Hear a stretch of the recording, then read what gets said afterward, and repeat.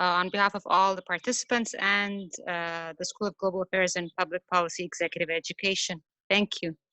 So thank you. It's good to hear your voice again. And I know it's not quite 5 past, but maybe I'll just go ahead since Dina made that introduction and get started and say that I am delighted to be here.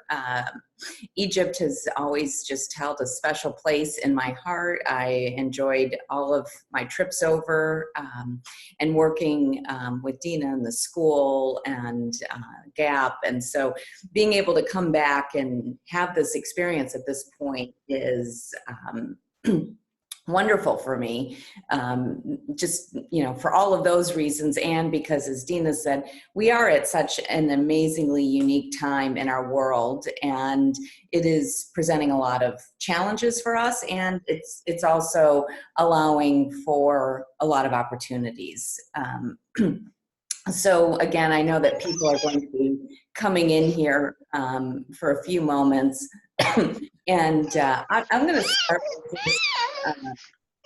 Let's see if I can mute everyone there. There we go. Okay. One of the things that's happened through all of this, and I'll share a little bit more about having created a company a few years ago where we use Zoom in our virtual quite a bit, is I've become even more proficient at using Zoom in large groups. And I think Zoom is, we were on a call with them, or one of my staff and team were, and they said that they went from 400,000 users to 200 million in less than the span of a month. So even as people are finding challenge, there is also, again, a lot of opportunity in all this. And Zoom is definitely a good example of that. So for those of you that I haven't had the pleasure of speaking with before, meeting, I am Kathleen Schafer, and I have spent my now almost probably getting close to 30-year career working in the field of politics, of public policy, of social impact. And really at the core, or the thread in all of it is, how do we as individuals lead in the most effective way? And I've always had the orientation of that through individual connection and leadership and the offering of what each person has uniquely to offer the world, that's how we get to the kind of world and society that we want to live in. And for me, one of the interesting things that's coming out of this era of Corona is that never before have we seen that call and that shift away from kind of doing everything the same way all the time to really needing to reflect and refocus on what each one of us has individually to offer, and figuring out how to offer that to our communities, our organizations, our societies, our governments in a way to enhance them. And that's really going to be the crux of what I'm talking about today. So I spent a lot of years working directly in politics. I worked in many different public policy institutions. I taught political leadership at George Washington University for 14 years, where I developed the model, the Leadership Connection model that I'm going to speak with you about today. And since 2011, I have been working much more in the idea of social impact and the fact that people and individuals are the ones who are going to lead the change forward. And 2 years ago, I launched a company. You're going to see some of this today, called the Human Being Store, where I've been scaling this work to make leadership development accessible to such a wider group of people, because it is really going to be about, individuals stepping up to their leadership to be able to help us navigate through that. So with all of that as a brief introduction to what I want to talk about today, and hopefully have a conversation with you, I'd like to just pause for a moment before I jump in and just invite any of you either through the chat or if you want to unmute your microphone and ask directly. Are there things that are on your mind today that you would particularly like me to address? I always find in these presentations if there are questions or thoughts or curiosities or any of that that you bring, it just helps to enrich the experience because I can make sure that I include that in my comments.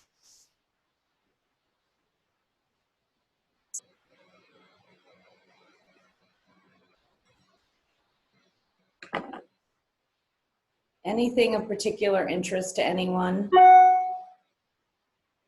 Things that you're experiencing, challenges that you may be having, something that you're not sure about how to navigate through?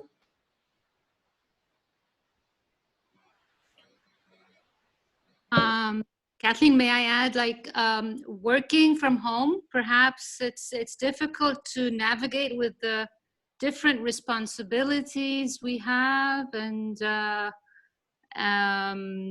there's kind of like there's no boundaries between like either with time or what you're doing and when you're doing your work, and also perhaps not actually being able to meet and see people face to face. Communication is a bit difficult. Yeah. Mm-hmm.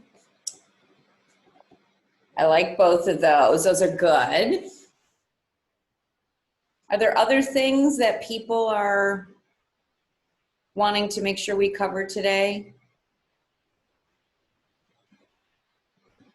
One of the things that I will say, you know, throughout all of my comments, and Dina knows this from having heard me speak before, I really do invite your engagement and participation. And I understand that Zoom is a different medium for all of us to do it. So if you feel more comfortable just putting it into the chat, please do. Because again, your engagement, what it is you're wanting, it just provides some fuel for me to know and make sure that I'm going in the right direction. So let's start by talking about where, you know, Dina's question was. And I'm going to share my screen here a little bit so you guys don't all have to just spend your time staring directly at me. Hopefully, can everyone see that? I need to make that a little bit bigger. Can everyone see this? I'm going to, okay, good, thank you. I can see it, yeah. Okay, good, thank you, I appreciate that. Sometimes I'm not always sure, but it does look like this.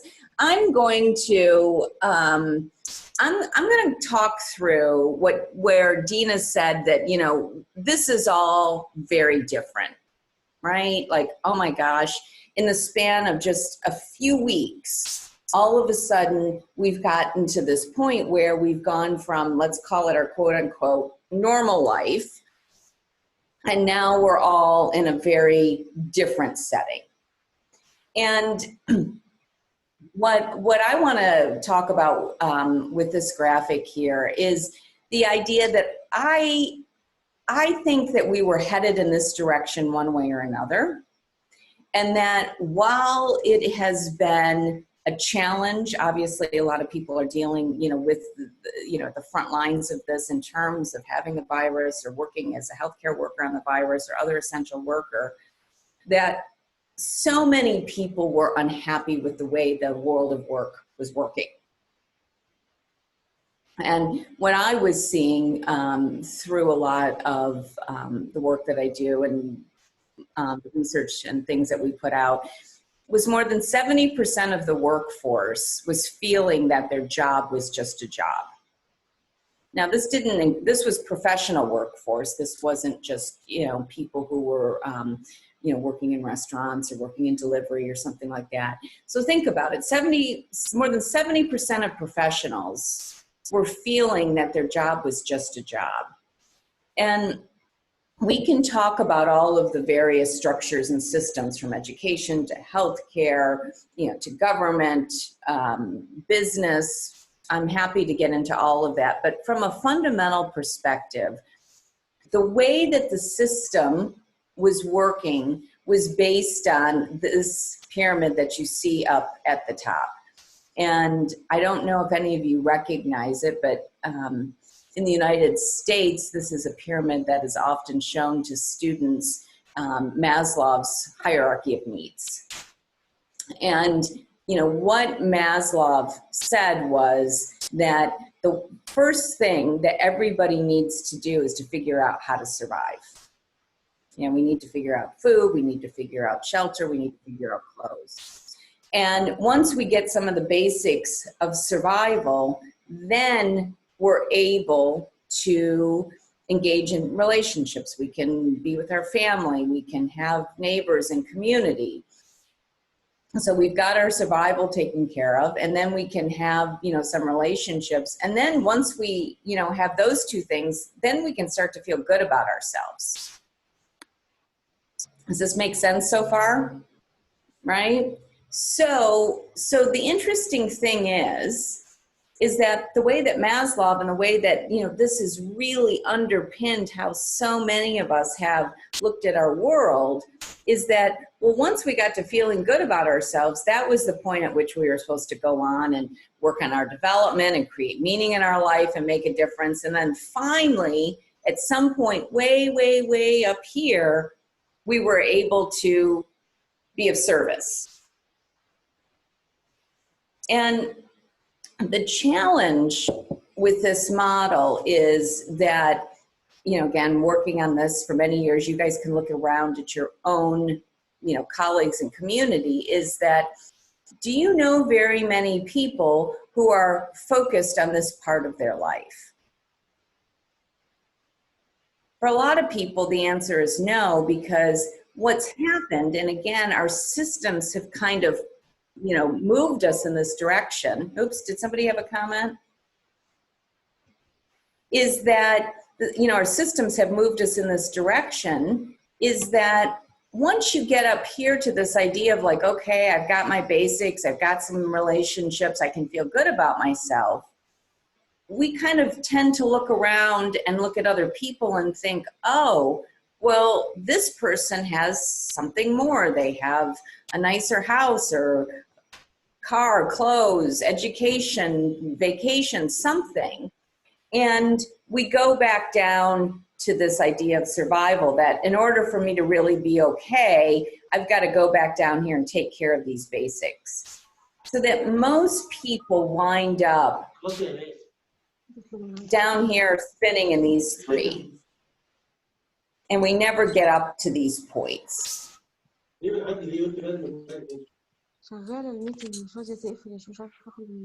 that make sense? Yeah. So the underpinning of this, which has also started to fall away here, is that the way that we did this, the way that we kept everybody kind of in survival, and it underpinned a lot of the organizations that, and the ways that we work, is the assembly line. And even though, you know, you'll say, well, Kathleen, we've been in the information age, or, you know, we're in the internet era. We don't work on assembly lines anymore. True. And really think about this. The basic concepts of the assembly line were that everyone came together at the same time in the same place to create a product.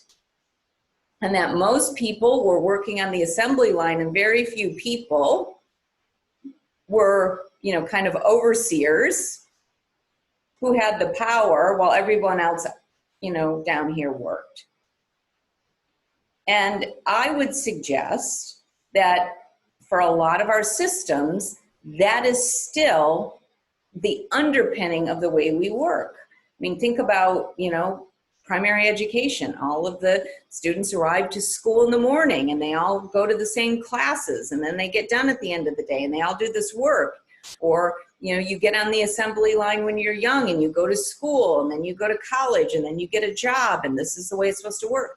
That there was these norms, these ways of working that were underpinning it, that all had to do with, if we just keep the assembly line working, we're all going to be okay. And what's happened with Corona is the assembly line stopped, or a lot of the assembly line has stopped.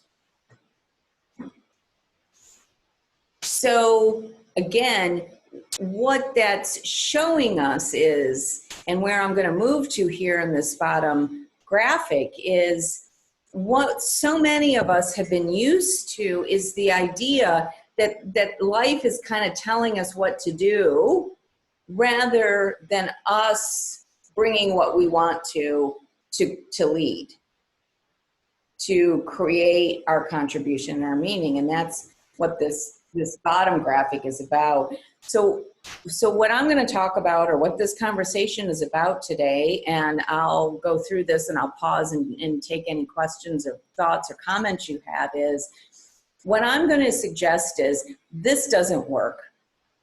This model doesn't work because when you start with, I have to survive, it is very tough to get beyond that survival mindset, whether you're on an assembly line or whether or not you're in an office or school or government or wherever. The focus is on survival. And that very, very few people get to this point of getting beyond that to figure out how to serve. And yet, when you ask people, what is it that you want? Worked hundreds, thousands of people around the world. This is what everybody says they want. I want a life of meaning. I want to make a difference. I have something important to offer, and I want to be able to offer that in the world because I know it can make the world better. And yet, they don't ever get there because they're trying to get to the next job. They're trying to, I work with people running for office, and they'd say, well, I want to run for office because I want to make a difference. Okay, great. And then they get into office and it's like, well, let's make a difference. Well, I can't do that until I get to the higher office. And so where did they go? They didn't really go to service and making a difference. They went right back down to survival. So what if we turn this on its head, which is what I'm going to suggest here, and we start with you and who you are and what makes you uniquely you. The graphic, and you'll hear some of this language I talk about, the name of the organization is the Human Being Store, and we say it's where you get your gift.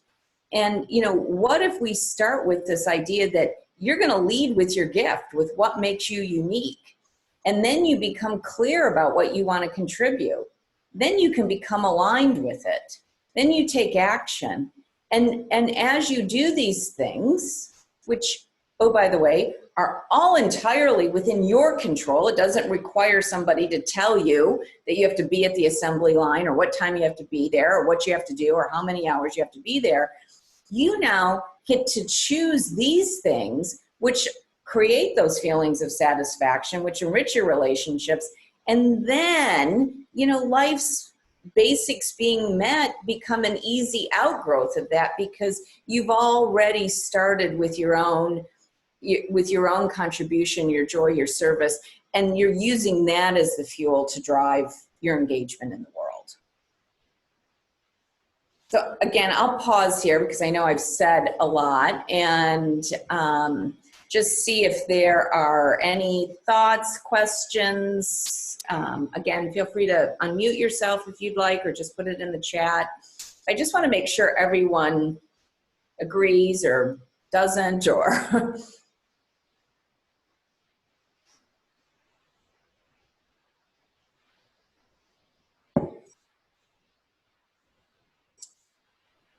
a little. All right, I'm going to continue on. And again, please, if something comes up, if this is spurring anything with you, I really do appreciate your input. So if you take this, and I'm going to now come back to Dina's point here, which is, we've all now had to go work from home. And in some ways, this is what's happening is that it's jarring because the assembly line is stopped and we're so used to going into the assembly line. Since this started, I've been doing public. I have a membership program, but daily I do a 1-hour session and open it up to the public.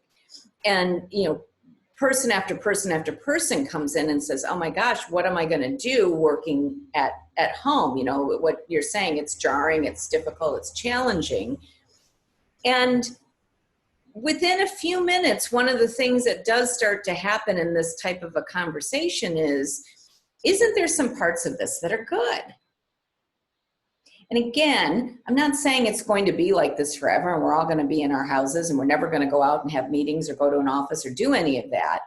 What I'm suggesting though is, what is this opportunity providing us?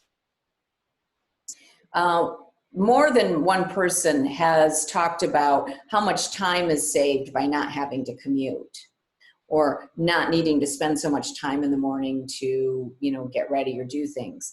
And so again, the opportunity here is to begin to think about, as a result of not having to show up at this assembly line day in and day out, what things can I start to notice and be aware of about what I've enjoyed about that and what I haven't? And this is an opportunity, I feel, for so many organizations to be able to begin reflecting on, how could things be better? I talked with a group yesterday and many of them were saying, as things maybe start to shift and change through all of this, like, I don't want to go back to my office 5 days a week. I like this. So, the question starts to become, well, is it never go back to your office or go back to your office your 50, 60 hours a week? Or is there a way to start to begin to think about how we could do things differently? How the needs of contribution, and I'm going to get into this more, and being able to offer your gift, one of the things that comes out of an orientation this way is perhaps a focus on productivity rather than production. And by that I mean, one of the clarifying pieces of being at home is people are starting to understand that it might not take 8 or 9, 10 hours a day for them to do the essential and really pivotal, important things that need to be done. That might be able to be done in a much shorter period of time if people were really focused and engaged in what they're doing.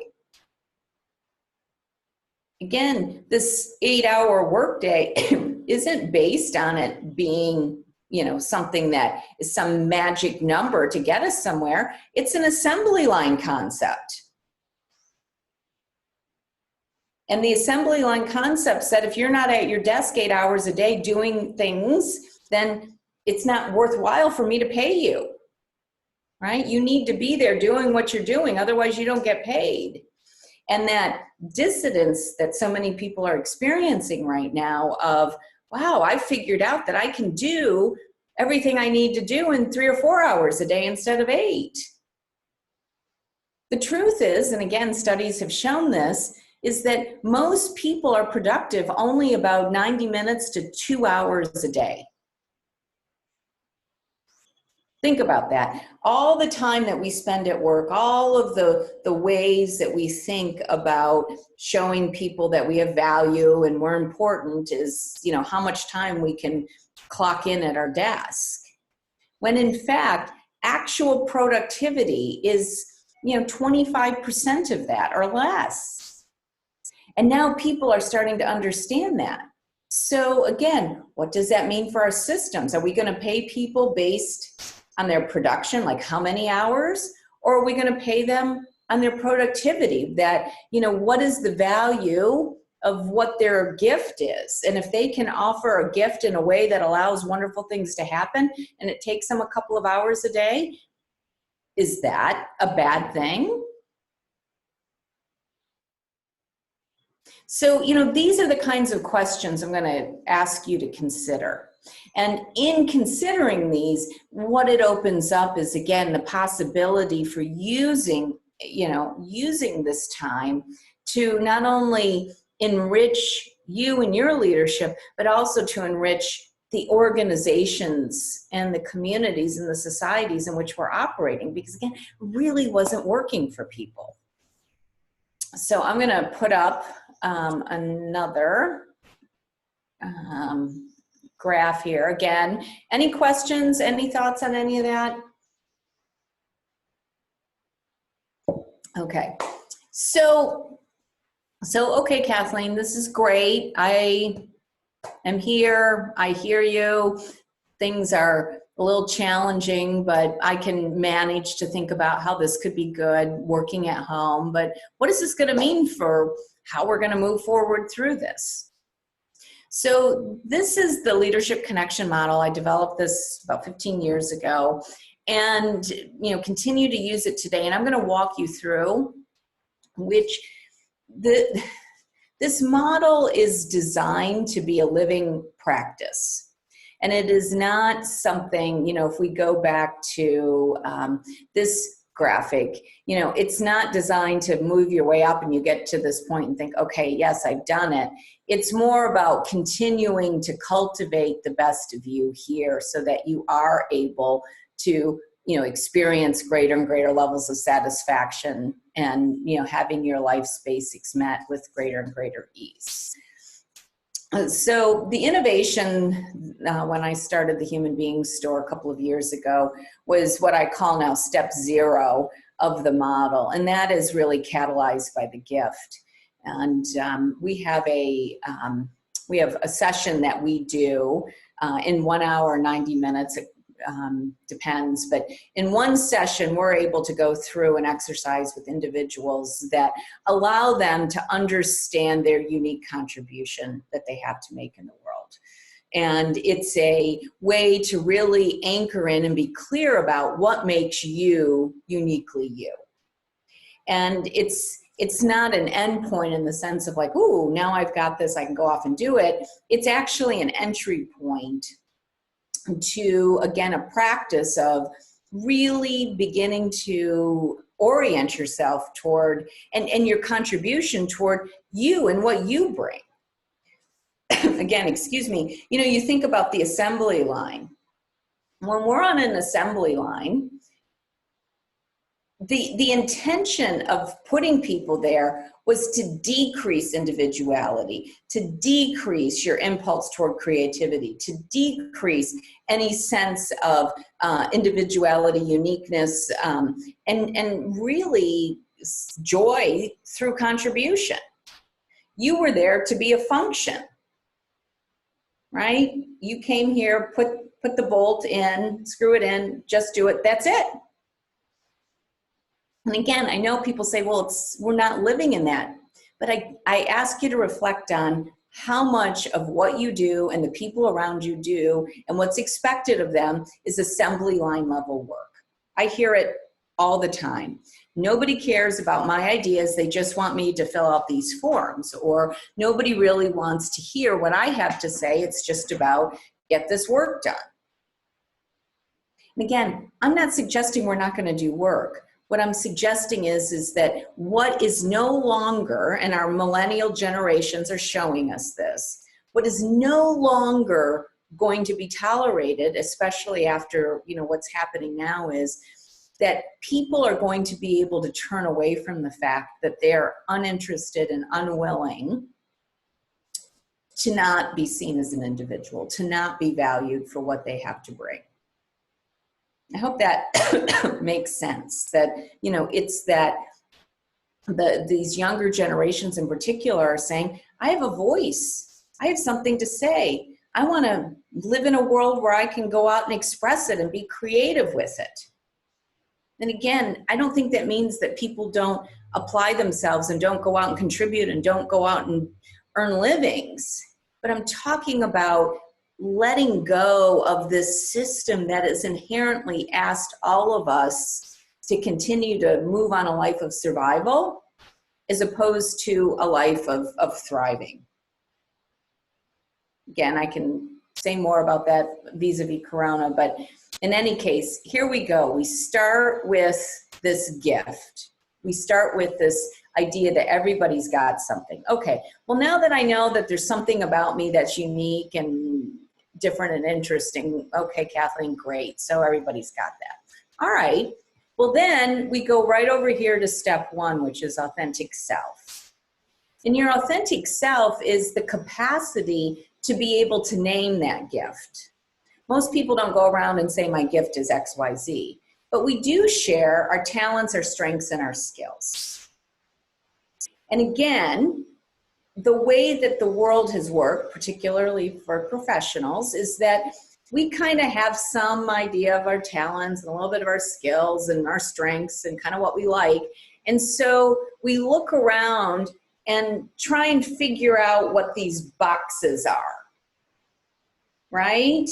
So, you know, we have this box and this job and this title, and here it is.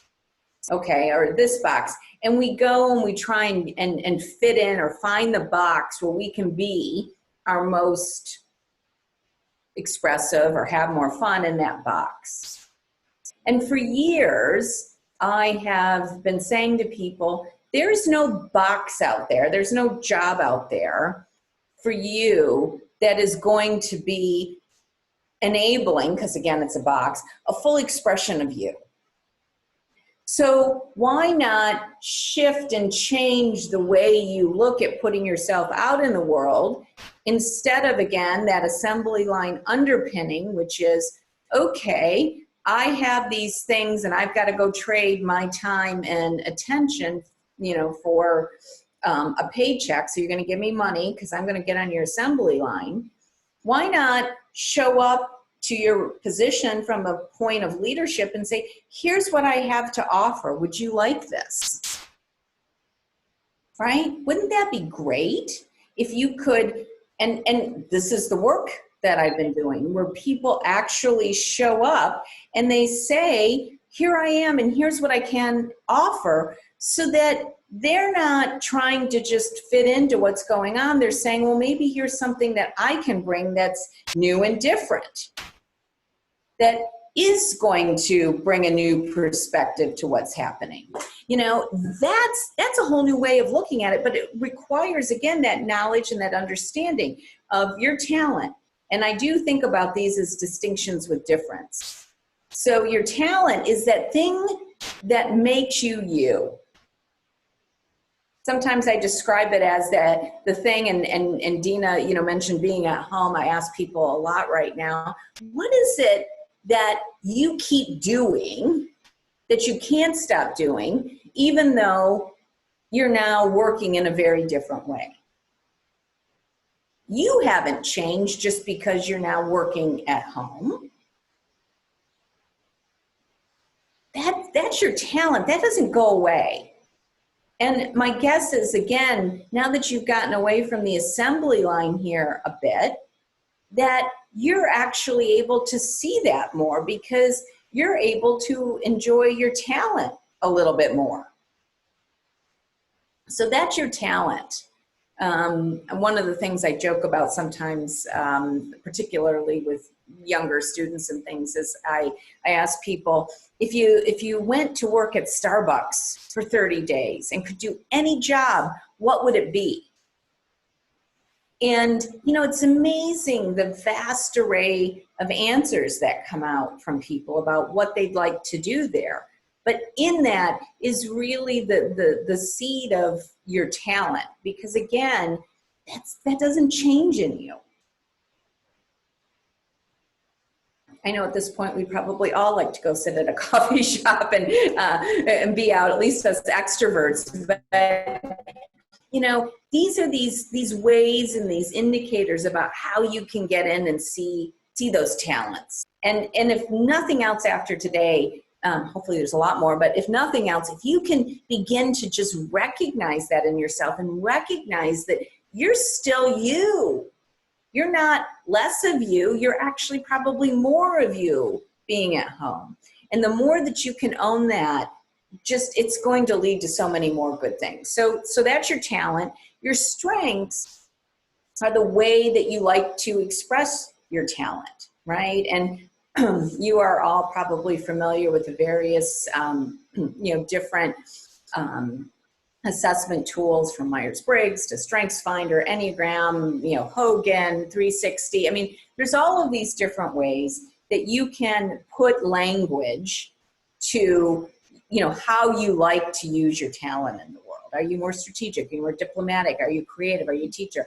And, in different times I can get into parsing some of these out in ways. But the big thing is that you understand the role in which you like to play as you engage your talent. And then your skills are the ways that you like to practice it day to day. And I often say, the skills are the things that we really do keep cultivating and learning throughout our lives. I mean, communication, speaking, all of that, that's one of my skills. I do it fairly well, and I am always working on how I can practice to do it more effectively. Just like somebody who plays an instrument or somebody who plays a sport. I mean, there are things like that that just require that ongoing cultivation. So talent, strengths, and skills are what create your authentic self. And again, if anybody has a question or anything, please, just pop up. So that's step one. And it's not only knowing and understanding that for yourself, it's knowing and understanding that in a way that you can quickly and easily communicate it with others. Because ultimately, that's what's going to allow you to be able to put yourself out there. Okay? So you start with your gift, you go to your authentic self. I know who I am, I can describe it. Kathleen, I can do this. Now what? Well, it's kind of like now you're sitting here shining. And, again, in that assembly line model of the world, that would be huge, right? That would already get you in a way that would, be a distinction, because at least you now would know and understand yourself. But again, then so many people don't understand, what am I doing here? What am I contributing? Am I just showing up to move the assembly line along and keep things humming? Which is what most people do. I don't know, Kathleen, I show up, we're the transportation department and we build roads and make sure airports are safe and whatnot. Isn't that what I'm doing? I don't know, right? Are you just showing up to be on the assembly line and get a paycheck, or are you showing up because you have something you really want to contribute?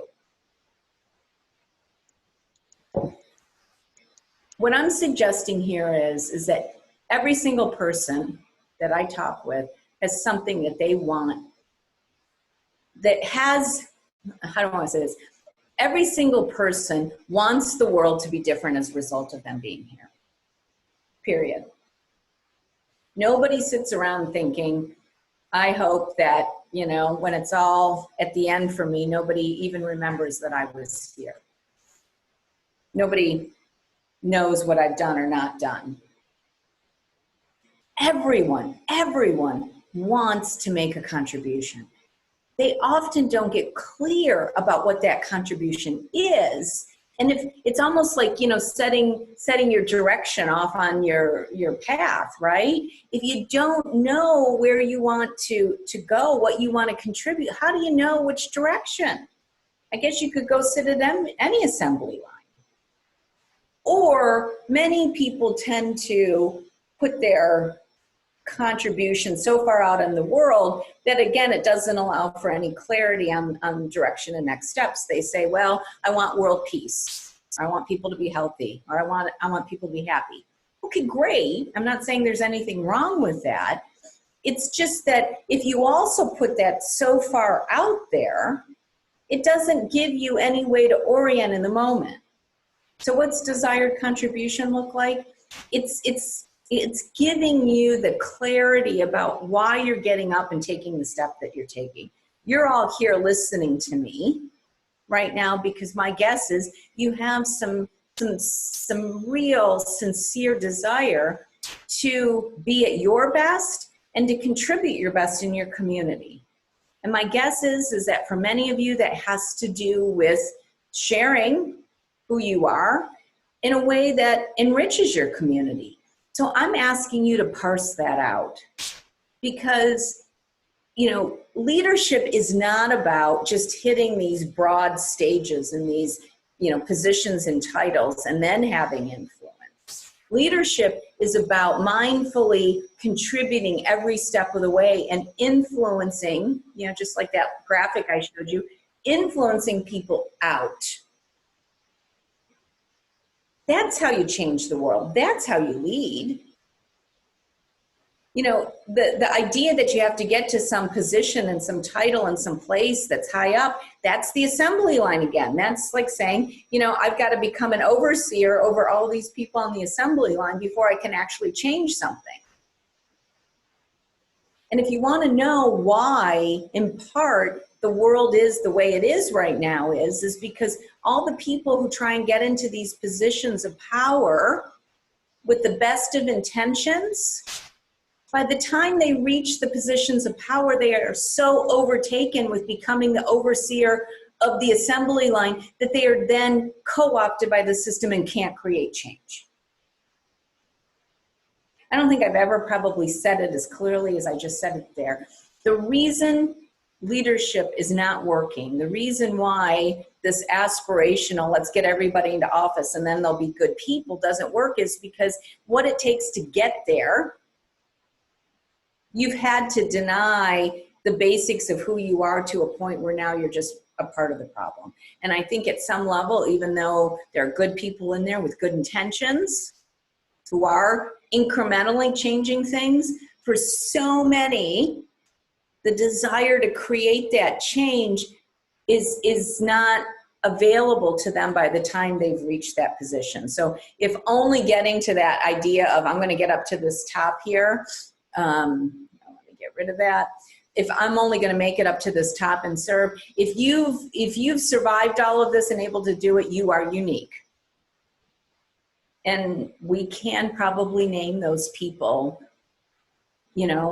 on just a couple of hands in the recent modern history who have been able to do this. Most have not. Most get caught up right in here. I got to keep fluffing my self-esteem. I go back to survival, and that's where I wind up. Okay, so your desired contribution is kind of that, it's like your compass. It's like, here's what I want to offer. And then this next step, which Dina really pointed at in her question, is we have to align to our purpose, to who we are. I call step 3 walking our talk. And in the model, and we can get into this more if you guys have questions, it's really about becoming balanced physically, mentally, emotionally, and spiritually for however that looks for you. But one of the ways I've been talking about this in the era of Corona is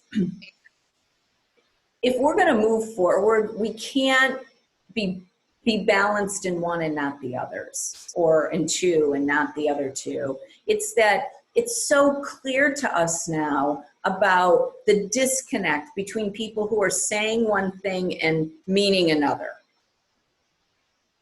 And again, I think you all can kind of look back and be able to see that. Oh, I'm here, I care about you, I want this to be good, but I'm gonna, take all the money and resources and keep it for myself. That's a very oversimplistic example, but I think we all know it. Or everything's gonna be fine, this is gonna be over in a few weeks. When you can just hear, this is not gonna be over in a few weeks.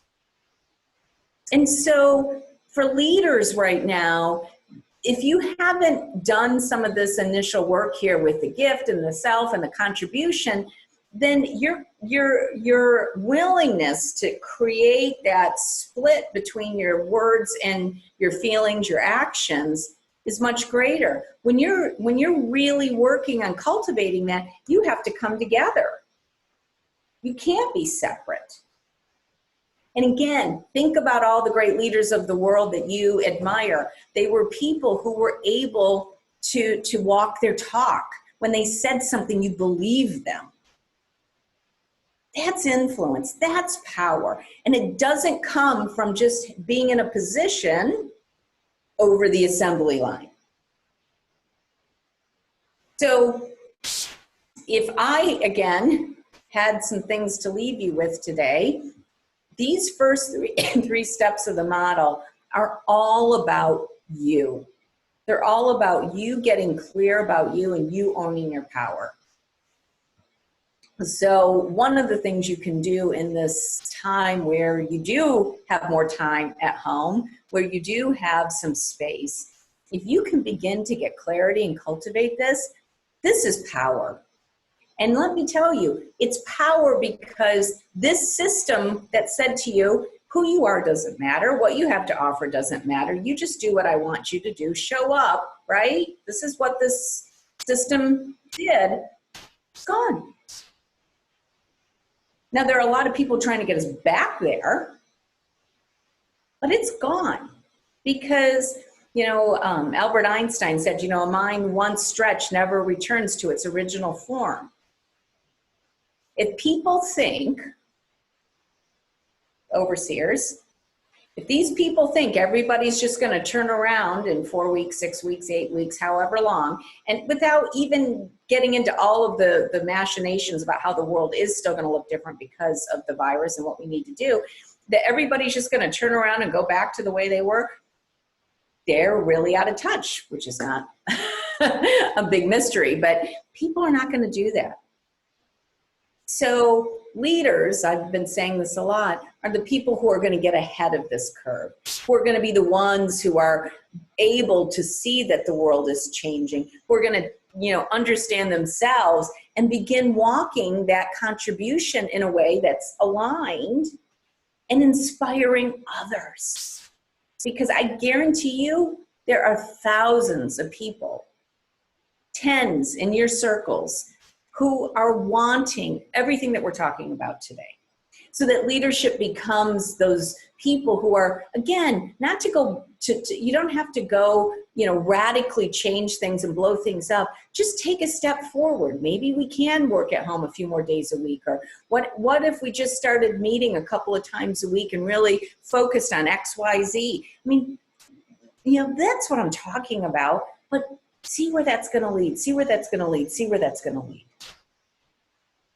These first, and again, with, I guess, the gift to step 0, these first 4 steps are about you. So I'm going to pause. Again, any questions, anything anybody wants to chime in here? Okay. So now look at all this work we've had to do. Hopefully it's been fun. Before we even get to leadership skills. And a lot of people think, oh my gosh, there's so much I got to learn to be a leader. And for me, there's really 3 things, 3 skills. Remember, things that we have to practice and become mindful if we really want to be able to hold ourselves, our gifts, in a way that will inspire others. 3 things to cultivate continuously. 1 is our communication.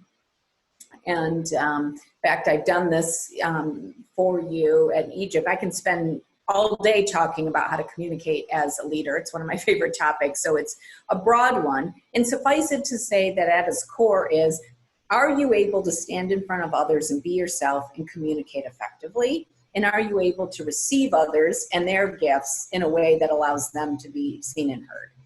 That's kind of the core and the essence of communication. The second, and we've talked and nodded ahead a lot to it today, is conscious choice. And that is the idea that we always have a choice and that our power is in our choosing. And I'm going to talk a little bit more about that on my last slide today. But, again, when you think about the assembly line, the overseer doesn't want you to have any choices. People here want you to think that there is no choice. And so many people come in and say, well, Kathleen, I can't go be my authentic self and make my contribution because I need a job and I need to support my family and I've got to, pay for our house and our living expenses. Like, I can't go do that. Well, that's the assembly line model of looking at the world, which is, or the first slide that I showed you, the survival. I can't be myself until I figure out how to survive. And I want everyone to really hear this. That's a choice. We've chosen to be a part of this system. I understand that for so many of us, it's an unconscious choice because it was the choice that our parents made and our neighbors made and our friends made and our communities made. And, you know, so we've all just made these choices together. But again, just think about this. In the matter of weeks, this little itty bitty microscopic virus allowed all of us to make a different choice. Now, some people may say, well, it's not my choice to go home. Government made me do it or whatever. But again, you could still try and go to work. I mean, there may be other consequences for that, but there's a choice. And until we start owning the fact that we're the ones making the choices and not other people, then somebody else is always leading our lives for us. And again, I'm not saying that a choice might not be that I'm going to go to work and have a paycheck or do what I'm going to do. It's that, you know, of course, I'm not suggesting everybody just, you know, quit and whatnot. It's that you understand that you're making the choice to do it and somebody else isn't doing it to you. And if you really want to talk about how the world's going to change as a result of it, it's this piece right here. People more and more and more, again, I'm talking fractions of percentages, but that's how we begin to get the shift, are going to start to understand the choices that they have in their own leadership and their own efficacy and their own power. And the more that we can demonstrate doing that in a way that is about bringing forth the best of ourselves and offering it to others, then those choices become really beautiful ones, right? So communication's conscious choice. And the third key leadership skill is conflict resolution. And conflict resolution, you know, I say wherever two or more gather, there's going to be conflict.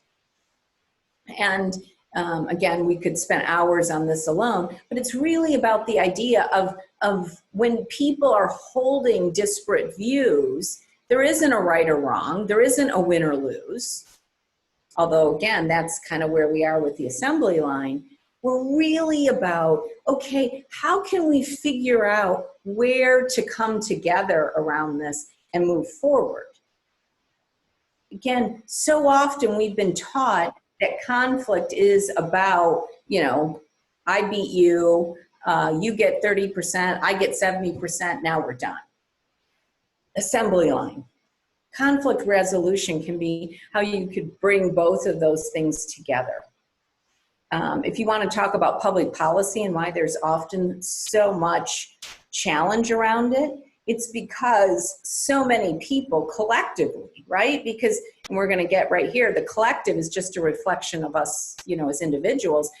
So many communities have so much cognitive dissonance, that's the word I use for it in the body politic, is they have so much dissonance around things. I don't like paying taxes, but, you know, something like this comes along and I want my public health system to be vigorous.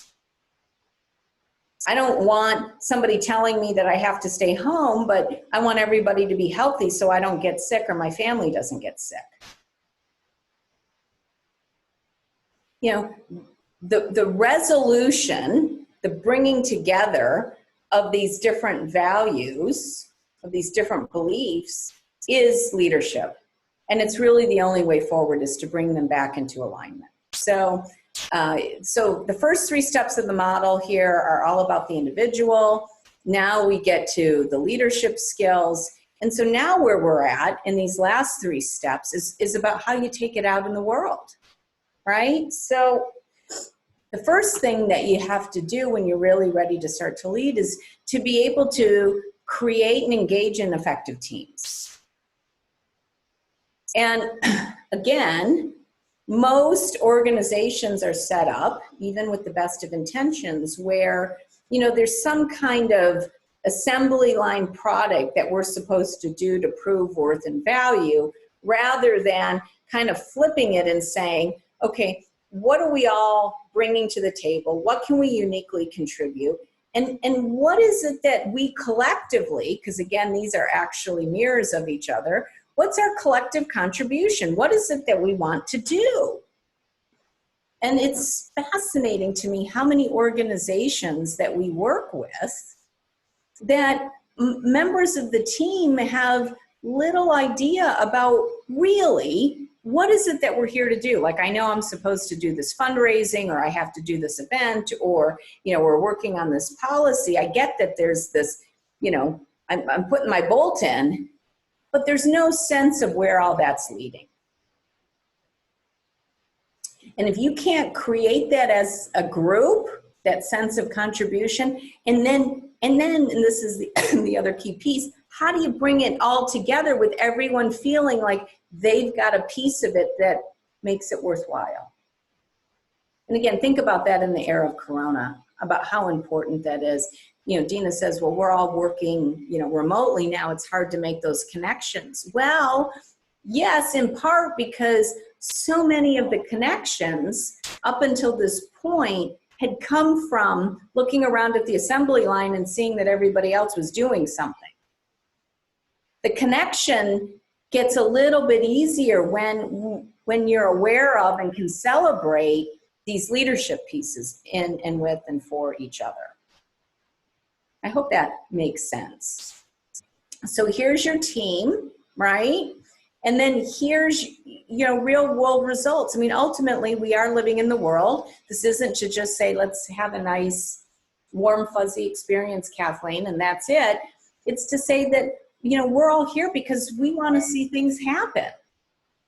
And those things happening, and those guideposts, I call them, and how we move through them is a reflection of how well all of this is going on, how well all of this is coming together. So being clear about establishing those guideposts, and they don't necessarily have to be like, well, we've got to create 100 units off the assembly line by next week. That's more in that production versus the productivity. And I'm going to get into some of the qualitative parts of that as well. And then finally is this, the last step, step 7, is reflect and refocus. And this is really getting us on the idea that the reason that there's another arrow back here is that we never stop this process, right? You know, so you get through a certain period. I mean, even right now, I'm encouraging people to spend a lot of time reflecting and refocusing and going back. Well, what does this mean for how I think about myself and my talents and my strengths and skills? What's my desired contribution? I mean, all of these things ultimately at its core remain core to you, but you start to find different colors and different facets and different ways of thinking about it that, you know, the way I see it, it's like a flower blooming, you know, it just gets more and more and more open and clear, but you're never going to get to a point where it's all done. I know we have just a few minutes more here for people. So I'm going to pause here, make sure that there's not any questions or comments or anything. And then I have one final slide and comment I wanted to share with all of you and give you some tools for how we can move forward and apply this. Anything on the leadership connection model? Okay. All right. Well, this is, while it looks like a very simple graphic here, it has a lot of meaning for how you can begin to think about applying everything I just showed you, right? So there's the 7 steps of the model. I know there's a lot there.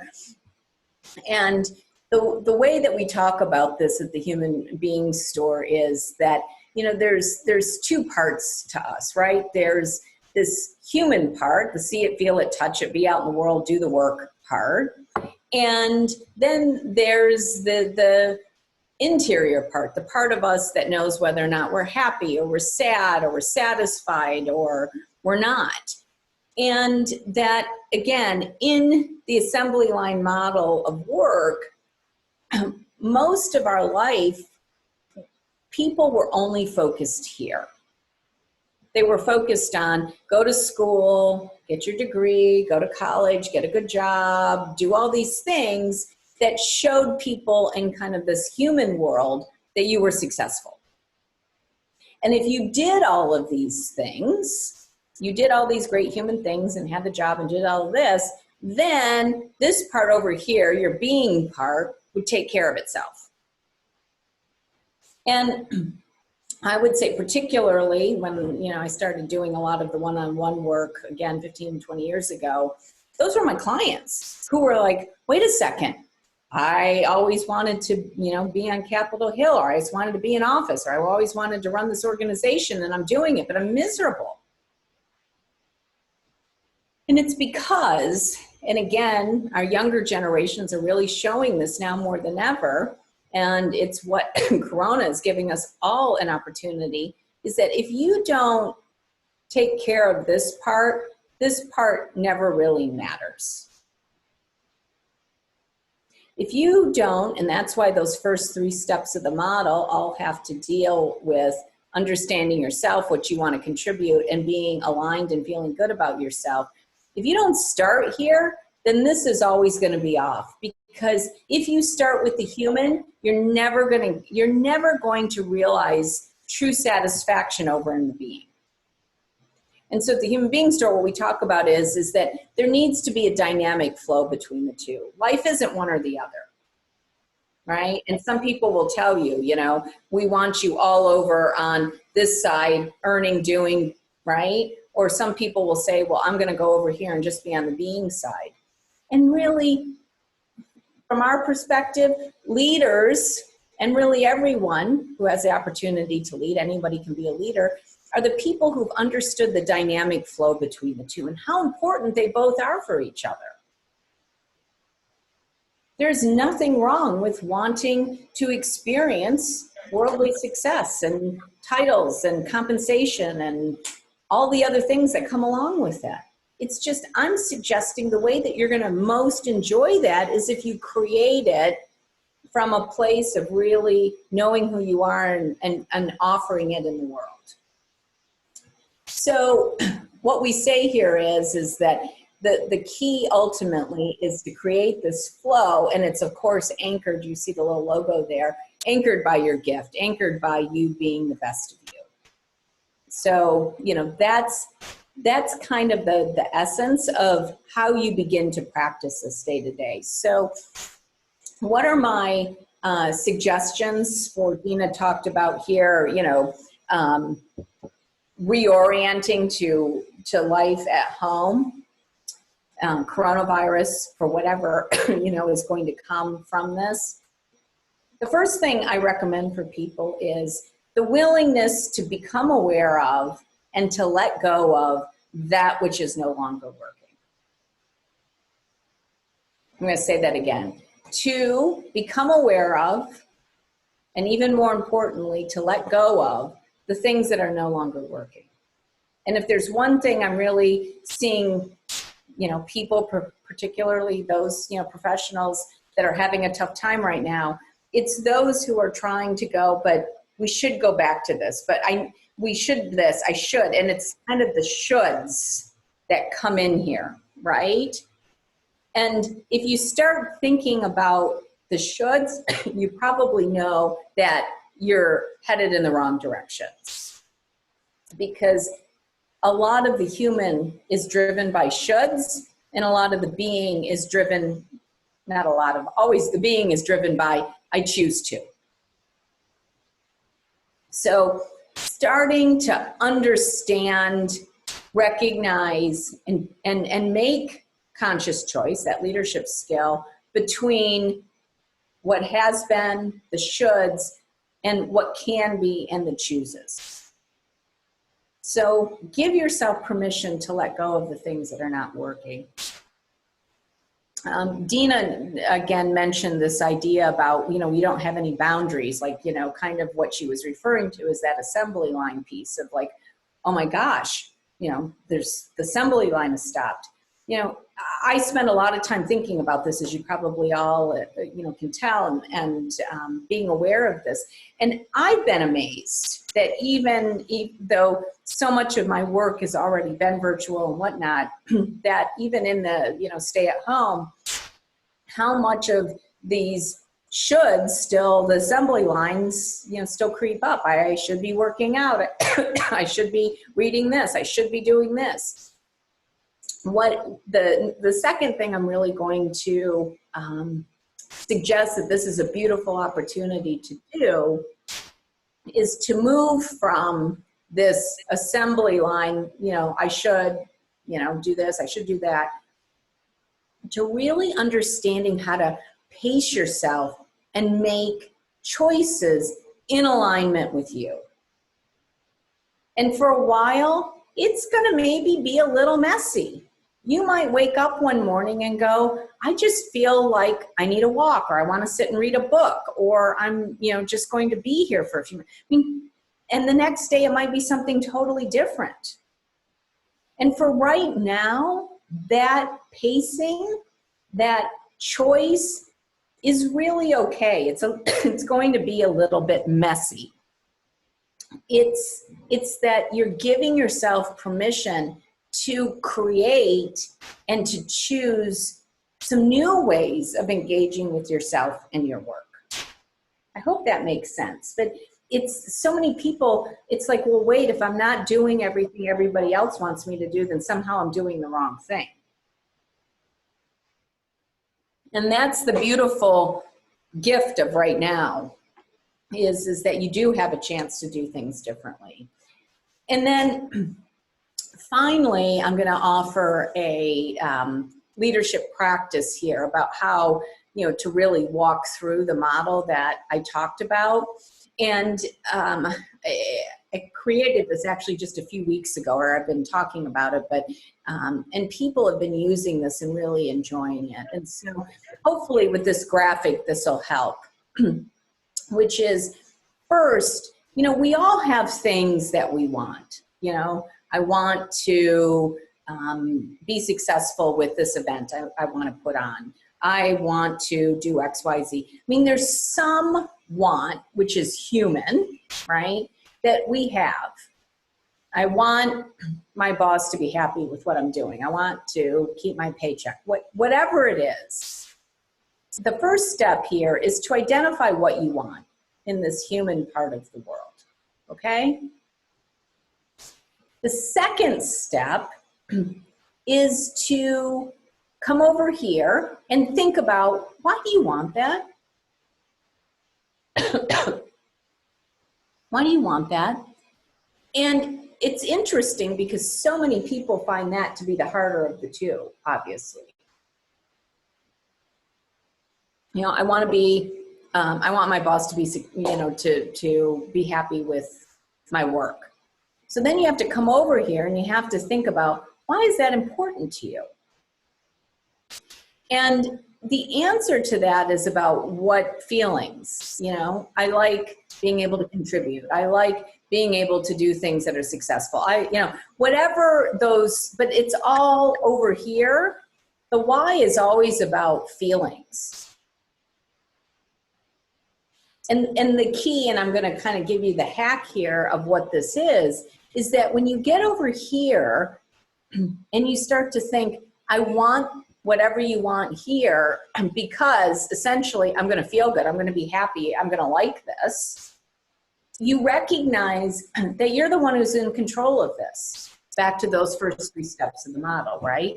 You're the one who can choose that, wow, I do want him to, you know, appreciate and like what I do, and I can feel really good about offering the best of what I have to offer, and I can feel good about doing this, et cetera, right? So that's step two. You can get feeling good and give yourself that right now. And then you connect it to your gift. And again, that's that part of you that is really unique, makes you you. And here's the key that most people don't do. Everybody winds up staying over here. I want this, I want this, I want this. Maybe some people will think about why, but not too many. Very, very few people are able to go, the reason that what I want and the reason that I want it is because ultimately it's the expression of my leadership, of my gift. And even fewer people will do this last step. And the last step is just take one inspired action. Everyone's sitting around now saying, I don't know what to do. I don't have a structure. This is the structure. What is it that you want? Why do you want it? How is it aligned to you, your leadership, your gift? And take one step. One inspired step, not one like, ugh, I don't want to do that step. One step that says, oh, I could call these couple of people right now and ask them X, Y, Z and get that done today. One thing. And here's what I guarantee you will happen. As you start to practice this, you know, this is what I want. This is why I want it. This is how it's connected to my leadership. One step. What you're going to find is things are going to start to shift and change very quickly and easily. And you're going to get inspired to more and more clarity and work all along this part. All I'm doing is getting you started here with this basic part. So that all of a sudden, you, without even thinking about it, you're leading. Now you're feeling good. Now your boss and your colleagues love what you're doing. And guess what? You don't need to be worried about life's basic needs being met because you're coming forward and putting yourself out in ways that people are going to want what it is that you're offering. So now what you've done, just to bring all of this full circle, is what you've done is you've flipped from, you know, here's the overseer on the assembly line, you know, you're leading your life. And by the way, you're not going to then hopefully turn around and just have another assembly line of people. You're going to go off and create something new, which is what everybody wants right now. What everybody wants. They want something new. That's how it's going to happen. It's going to happen. And I mean, think about it. It's pretty simple. Can you imagine if, you know, even a small group of people start doing this, what would shift and change? Here's what I want. Here's why I want it. Here's how it's connected to my gift. I'm going to take one action. And the other thing that happens when you do this is that you don't have to do a lot of this production work, because now when you do take action, it's really aligned and clear, and it's moving you where you want to go instead of off into all of these, you know, busy directions. So I've been doing a lot of talking since Corona, and I think this may top it to go almost an hour and a half straight. So I'm going to again pause here and ask any thoughts or comments or questions on any of this.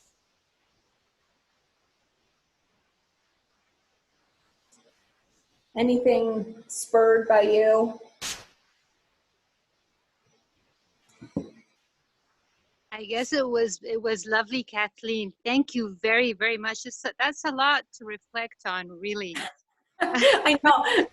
I threw a lot at you. Well, I you know, again, I know that all of you here, I know you're here at this time in this moment and where you are because you do passionately care about wanting to create better communities in a better world. And, you know, to me, it's these people, you know, it's all of you right now. You're the one who are going to create the new world.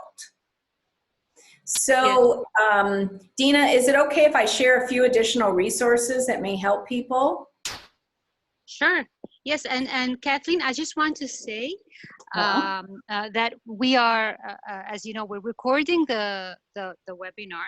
So for those who want to revisit, because it's a lot to take in. So for those who want to revisit, they can go through it. And for those who just missed it for other reasons, they will be able to see the webinar from our website. We will be posting it, and we'll post on our social media where to find it and everything. Yeah. So, yeah, thank you. No, I just, like I said, I so appreciate being able to share this with you because, you know, for 30 years, it's been working toward how do we create change in these systems that just feel so entrenched. And to me, this is this moment for all of us to, you know, really be able to look at this opportunity. So a couple of things that I'll offer to you. Please, if you'd like, connect with me on LinkedIn. I have been posting, I'm right in the middle, but 28 days of additional questions and exercises and things just to, you know, for people to reflect upon. And you can, you know, see that on my page. I just put that up there. If you visit my website, humanbeingstore.com, we offer these free sessions, you know, every day as well. I know the timing may not always work for you, but you're more than welcome to come to those where we, you know, continue to have these conversations. And then, as always, you can reach out to me, and I'm always happy to, you know, email and correspond and do whatever I can to support you and your leadership.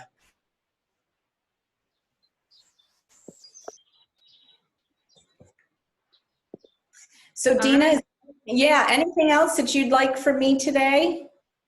Thank you very much. We've taken a lot of your time, and we appreciate everything. That's very helpful for all of us, I guess, in this. Well, thank you all, and enjoy the rest of your day. And I look forward to our paths crossing again at some point. Thank you very much. Thank you. Thank you.